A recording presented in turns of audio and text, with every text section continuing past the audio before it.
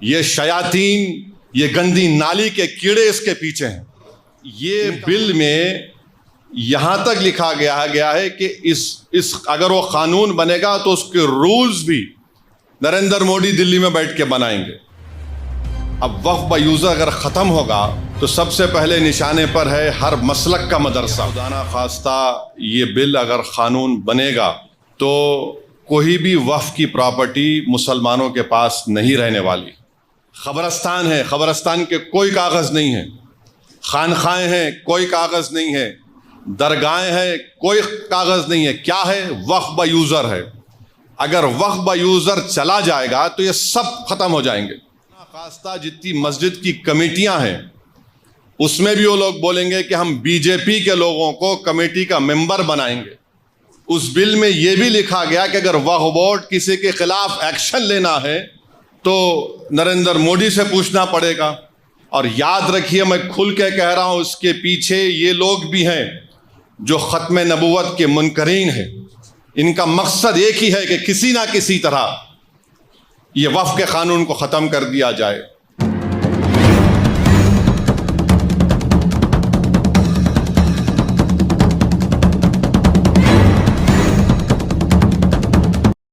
तो बीजेपी की हुकूमत पूरे मुल्क में वक्फ की जायदाद का जो बिल लेकर आई है, मैं सिर्फ मुख्तसर से अल्फाज में अपनी बात को बोलकर यहाँ से रुखसत हो जाऊँगा कि अगर ये खुदा ना खास्ता ये बिल अगर कानून बनेगा तो कोई भी वक्फ की प्रॉपर्टी मुसलमानों के पास नहीं रहने वाली। सब हुकूमत के कब्ज़े में चला जाएगा। और जिस मंसूबाबंद तरीक़े से नरेंद्र मोदी की हुकूमत ने अपनी नफ़रत को इस क़ानून में जो शक्ल दी है कि मिसाल के तौर पर वे कहते हैं कि वक्फ बा यूज़र ख़त्म कर दिया जाएगा। अब वक्फ बा यूज़र अगर ख़त्म होगा तो सबसे पहले निशाने पर है हर मसलक का मदरसा। मदरसा किसी की ज़ाती मिल्कियत नहीं होती है, तो हर मसलक का मदरसा इनके निशाने पर है। बोलेंगे नहीं, अब वक्फ बा यूज़र का कानून सेक्शन 3 को हमने ख़त्म कर दिया, अब हम तय करेंगे कि कौन उसका मालिक है। दूसरा, हैदराबाद की मक्का मस्जिद है, कानून ये बोल रहा कि रजिस्टर्ड डीड लेकर आओ आप। तेलंगाना में 33,000 के करीब वक्फ की जायदाद रजिस्टर्ड है। 90% उन जायदादों के पास कोई रजिस्टर्ड डीड ही नहीं है, कोई रजिस्टर्ड डीड नहीं है। तो हुकूमत बोलेंगी देखिए अब आपके पास रजिस्टर्ड डीड नहीं है, वक्फ बा यूज़र ख़त्म हो गया, अब हम इस पर कब्ज़ा कर लेंगे। ख़बरस्तान है, ख़बरस्तान के कोई कागज़ नहीं है। खानखाएँ हैं, कोई कागज़ नहीं है। दरगाहें हैं, कोई कागज़ नहीं है। क्या है? वक्फ बा यूज़र है। अगर वक्फ बा यूज़र चला जाएगा तो ये सब ख़त्म हो जाएंगे। और ना सिर्फ ये ख़त्म हो जाएंगे बल्कि खुदा ना खास्ता जितनी मस्जिद की कमेटियां हैं उसमें भी वो लोग बोलेंगे कि हम बीजेपी के लोगों को कमेटी का मेंबर बनाएंगे।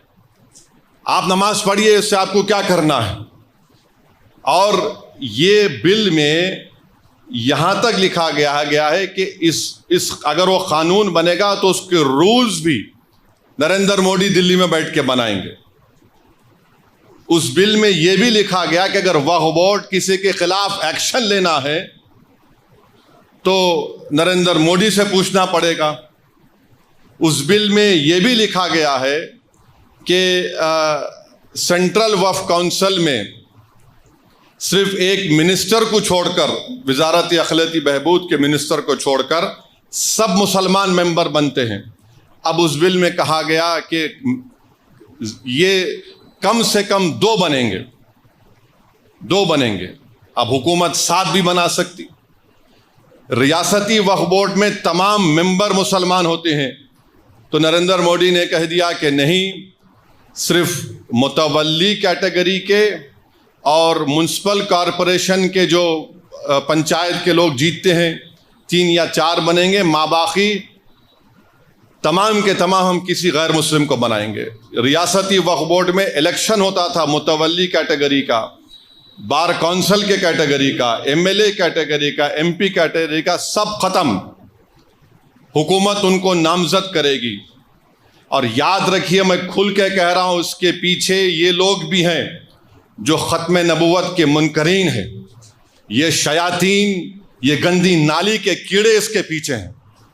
इनका मकसद एक ही है कि किसी ना किसी तरह ये वक्फ के कानून को ख़त्म कर दिया जाए। तो इसमें बहुत सी शैतानी ताकतें मुलविस हैं और वक्फ का ट्राइब्यूनल है।